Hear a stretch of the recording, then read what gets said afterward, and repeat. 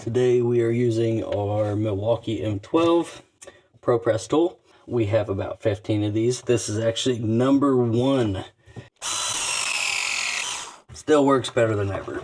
The old Brasscraft quarter turn.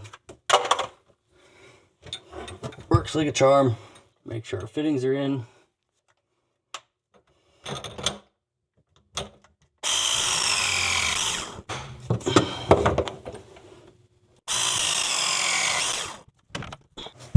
Got a 4-inch piece.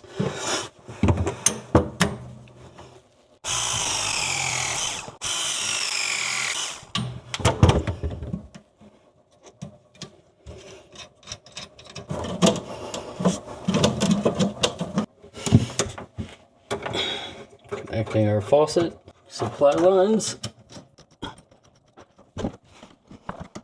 Just want to snug these up. Don't get them too tight. There's a gasket in there. Voila! New valves, new copper. We're doing good. Next, we're going to tackle the garbage disposal. I got an sinkerator, advanced series, 3/4 horsepower.